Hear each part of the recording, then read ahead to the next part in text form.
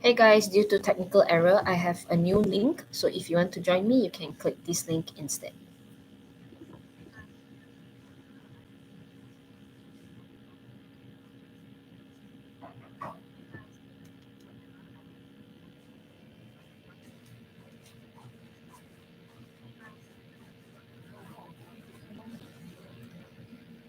What's that?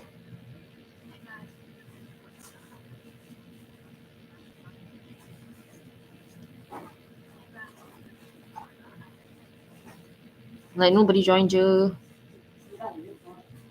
Just now got what? Just now was waiting, right? Like 4. Huh.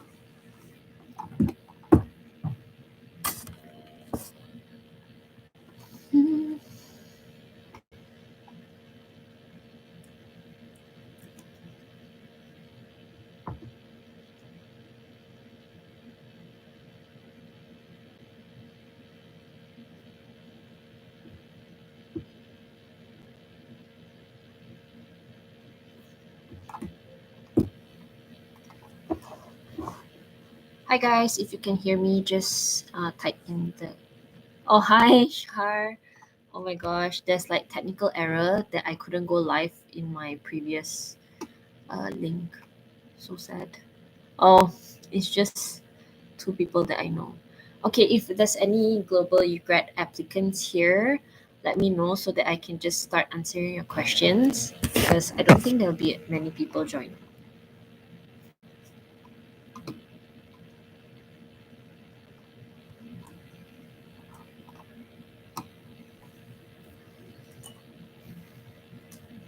Oh, there's more people now.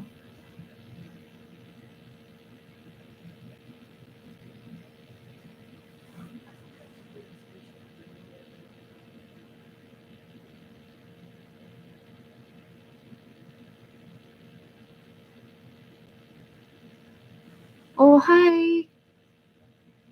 Okay, there's Pritipal and Priyanshu. Let's wait for another 5 minutes, 4 minutes. Then we can start.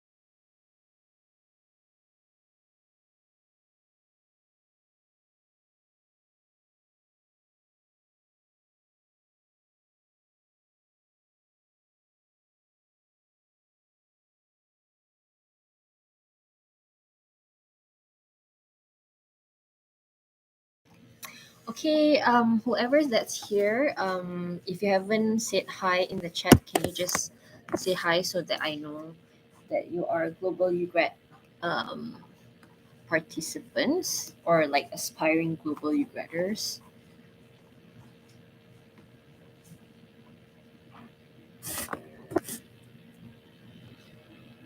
Okay, there's not many of you guys here, so I think it's gonna be a really short session.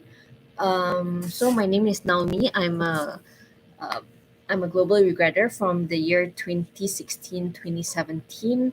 So that's like 5 years ago. So a pretty long time ago. I went for the winter semester.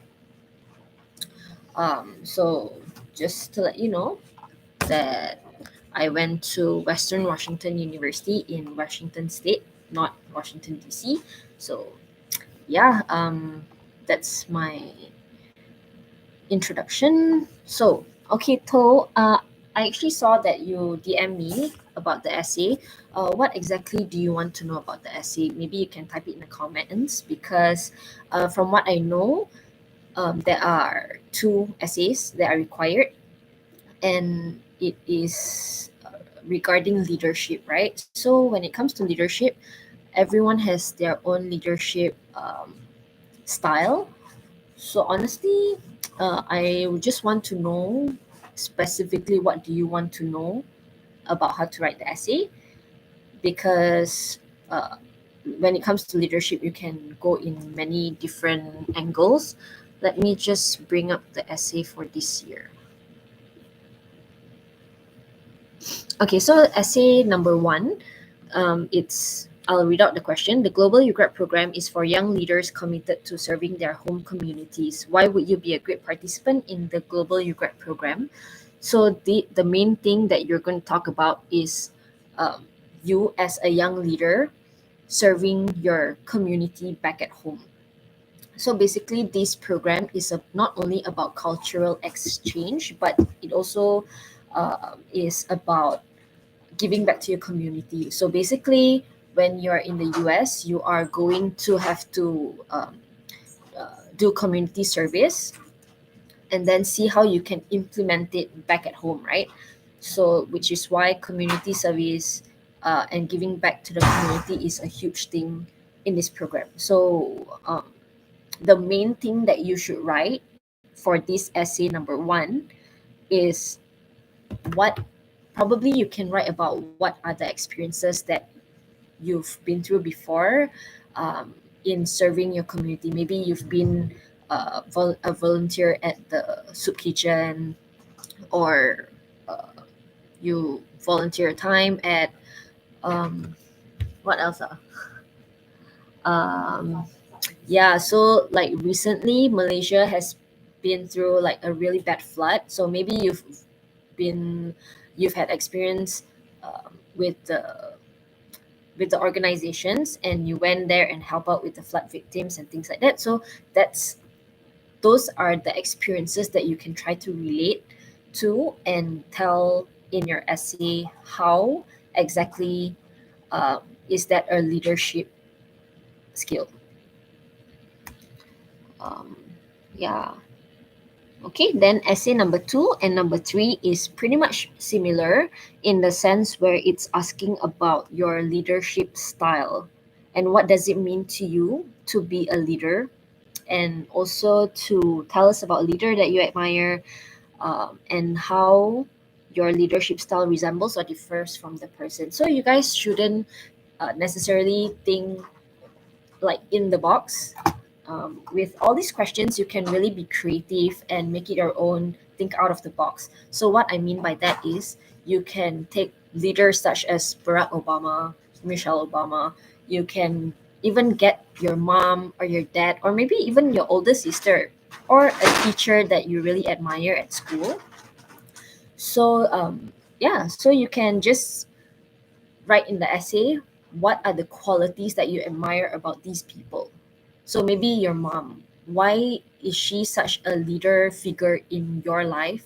Because she raised you up, because there are certain qualities that is very admirable and very respectable. So you can relate that to uh, how it influenced you and your style as a leader, because you also want to emulate to be that person. Yeah. Yep. So when it comes to leadership styles, right, there's actually a lot of types of leadership styles. You can just Google it and then see which one relates to you the most. Um, a lot of people tend to be, these days they want to be more of a democratic leader. So democratic leader is one who takes into considerations the opinions and the concerns and basically the thoughts of people, and then you know have a collective decision made. So that's just one style of uh, leadership uh, a leadership style. So you can choose your own, just Google it and then see which one resonates with you the most. In our essay, how to show them that we will share our culture and heritage. Um,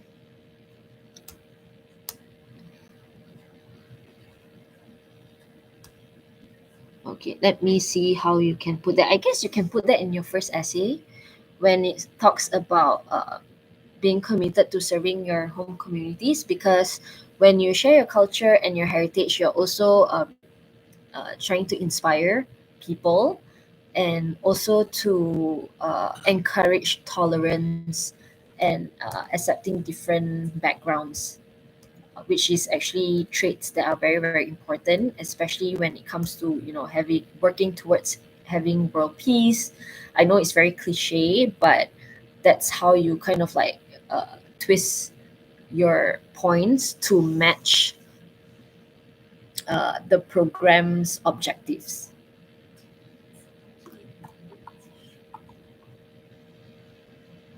How Risa asks, how much does your GPA matters? It matters, but not like substantially. So, since you guys are still students, just to let you know that GPA is basically an easy filter for future employers or future, I don't know, like program reviewers to see who may be a good fit for the program, right? So usually there's always like a minimum requirement, and if I'm not wrong, the minimum requirement for global UGRAD is 2.5. It might have changed. This was during my time, which is 6 years ago. So please check the criteria in the World Learning website, because everything, all the information is there. But you don't have to worry too much about your GPA, because after all, it's the essays that are the most important in uh, determining whether you are a good fit for the program or not. Of course, when you go there, you if you successfully become a participant for the Global UGRAD program, you will also have to maintain a minimum GPA. So yes, GPA matters, but it's not like super duper crazy important. Or if you have a low GPA, it doesn't mean that you won't be selected. Because, like I said, the most important part I always stress is the essays. So write your essays really well. Does leadership experience include being part of a school student council? Yes. So, being part of a school student council, you are basically the student representative, right? So, basically, you're representing all of the students. So, yeah, I would say that is a leader. Definitely put that into your essay as well. And not just say that, oh, I'm part of the school student council. Maybe you can tell them what are the learnings that you have gained from being in this role or position. Okay, is volunteering really necessary? Yes, as I've mentioned earlier, community service is a huge part of this global UGRAD program. So yes, volunteering or giving back to the community is necessary. So you don't necessarily have to volunteer your time or money or whatever, right? So you can think of other methods of community service. Um, I can't think on top of my head right now, but I actually gave a few examples in some of my videos, so you can just go back and refer to that. Um, does their funded money? Okay, so 6 years ago, the amount of allowance that we are given on a monthly basis, to me it was sufficient, if not more than enough. But of course I didn't entirely rely on the allowance that they give on a monthly basis. uh, you wouldn't need a lot of extra money if you live um, within your means, or like you budget properly, because they will give you a certain amount. Speaking of money, I've also mentioned in my other videos, but I will repeat here again that sorry. So basically, in the beginning of your semester, they will give you a lump sum of allowance for your books and your settling in um, money that you need. So you can buy your, I don't know, blanket, your bed sheets or whatever, just to get settled in. And then you'll also get allowance for your books, solely for your books. So that is completely separate from the monthly allowance that you'll be receiving. And since your tuition fee and also your room and board has already been covered, room and board meaning your room and your food is also separately covered. um, the monthly stipend will be your extra money. So, for example, if they were to give you $200 per month, that $200 is up to you to spend. So, if you just eat on campus and you don't really go out, then honestly, that's just how you might manage your finances. I I wanted to experience fully. So I didn't only depend on the stipend that they give. So yes, I use some of my savings as well.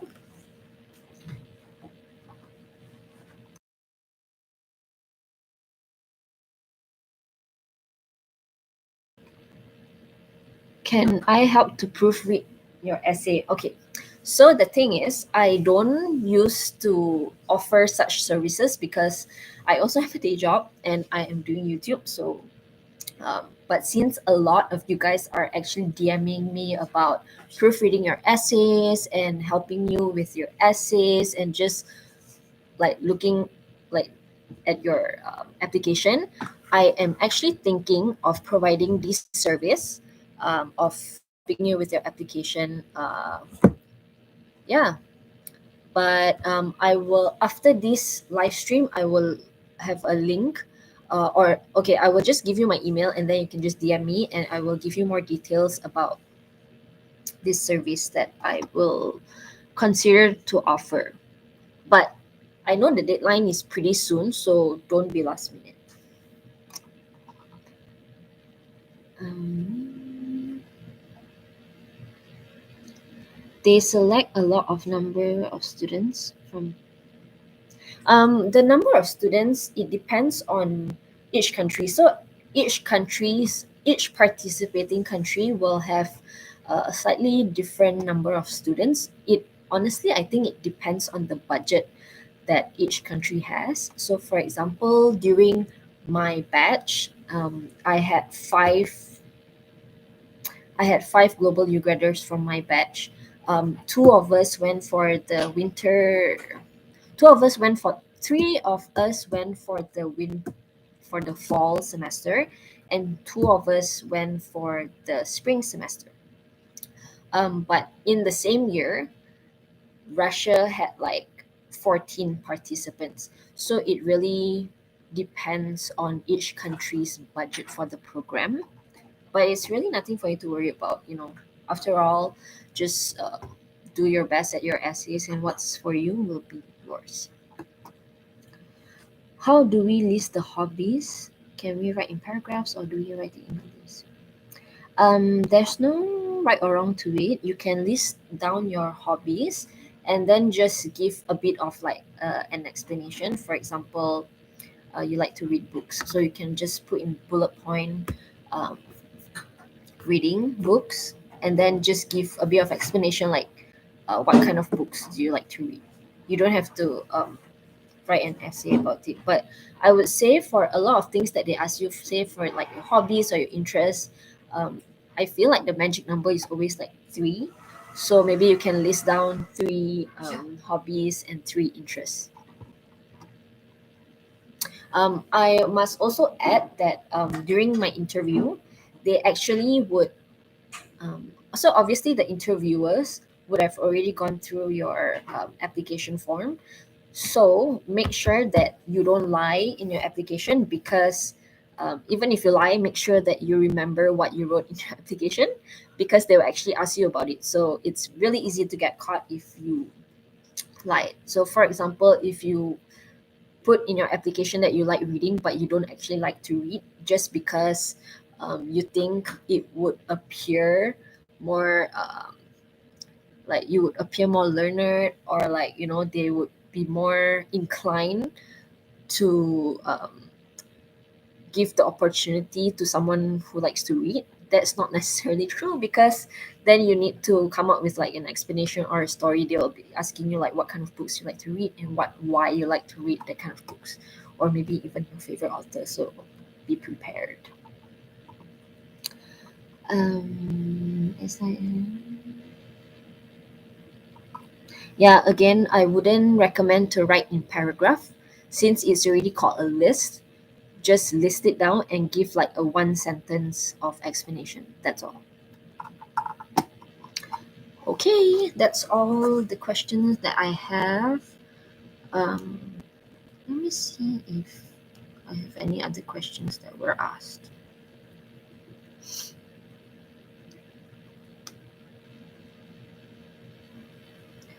Someone actually asked me over on Instagram how to manage finances during the program. Um, uh, there's no right or wrong to it. It's just how you want to experience the entire program. So each program typically lasts for 4 months. That's one semester.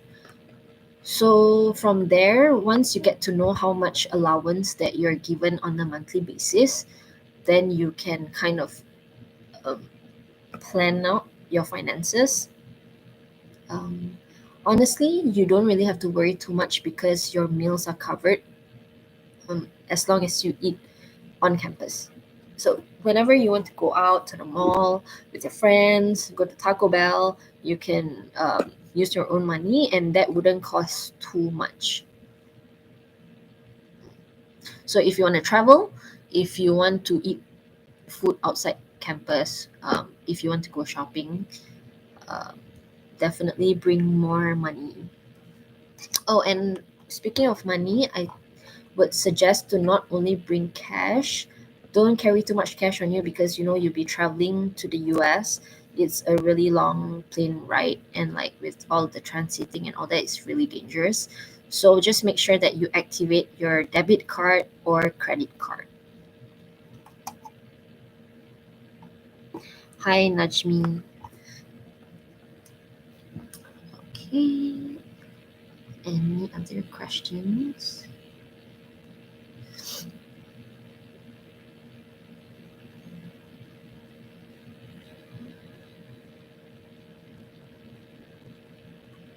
Okay, so for recommendation letter, so there are two recommendation letters. If you've watched my video, I actually explained in detail about it. But basically, there are two. One is a personal recommendation letter, and one is a uh, what was it called? Academic recommendation letter, if I'm not wrong. So the difference between these two is the academic is for whoever that's writing your recommendation letter, say for example your professor, to solely write about your performance or your behavior in class. So for the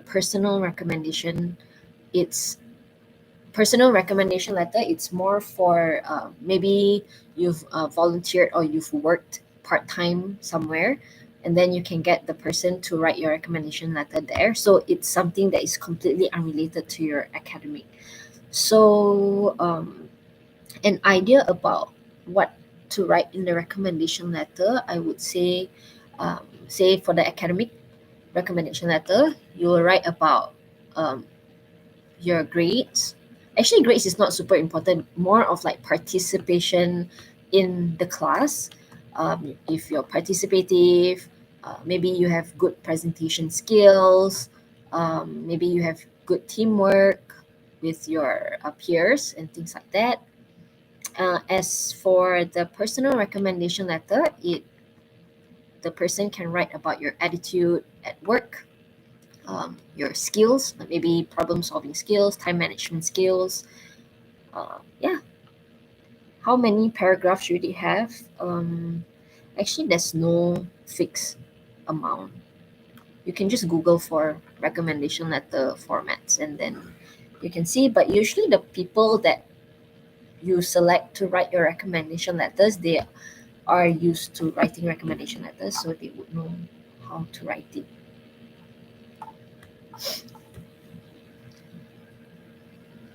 Mhm.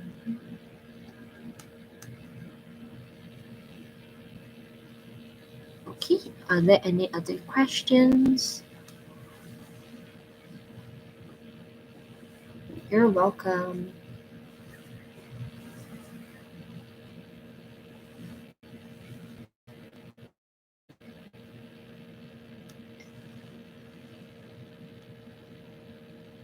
What else can I share with you about about application? Maybe I will touch a bit about the English proficiency test, IELTS or TOEFL. So as you guys know, it's one of the requirement for this program, but you don't have to already sit for the TOEFL or IELTS test during the application stage. So it's okay if you don't have it. It doesn't mean that they won't select you for the next stage, the interview stage. It You can just indicate that you don't have it, because if you are successful in obtaining this scholarship, they will actually pay for your test. So it's great if you don't have it, because then they will just pay it for you, and it's a really expensive test. Last question, that having a scholarship before position. I don't quite understand the question. Do you mean like if you have if you previously have a scholarship before, would it increase your chances of getting this scholarship? To be honest, if anything, I think it would decrease your chances. But don't take my word for it, um, because that's not necessarily the case. But when it comes to Fulbright programs, um, just to give you a general idea, right? So if you've already gotten the Global UGRAD scholarship program, you wouldn't be one of their first choice for their master's Fulbright program. Not saying that it's impossible for you to ever get a Fulbright master's scholarship, but they basically want to ensure the opportunities are given to people equally. So, yes, you can just state down the other scholarships that you've previously had and not worry too much about it, because I don't think it matters too much. Honestly, like if you write that you got whatever scholarships before, it just shows that you are a good student and probably a good leader. Maybe it will be a booster as well. I don't know. But honestly, don't worry too much about it. What's yours will be yours. Um, yep, that's pretty much it.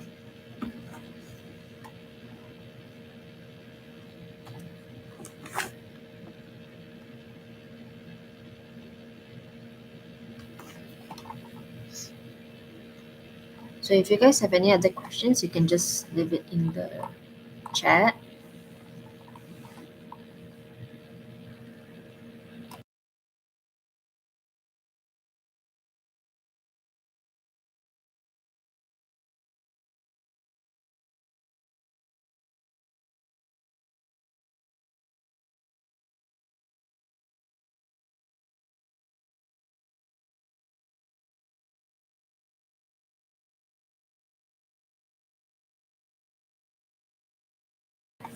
Okay, since there's no questions, I think I can end the live stream early. Um, I will try to be responsive on Instagram. You can still DM me on there, or you can like leave comments on YouTube, on my YouTube videos under the Global UGRAD videos. I will try my best to respond. Um, yeah, so that's about it. Thanks for joining and good luck for your application. Okay, thanks guys. Bye. Oh, okay. I will leave it in the description after this live stream, so you can just contact me on there. Oh my gosh, thank you, Hampus. Yeah, Hampus is here. Okay, thanks guys. Good night. Good luck. Bye.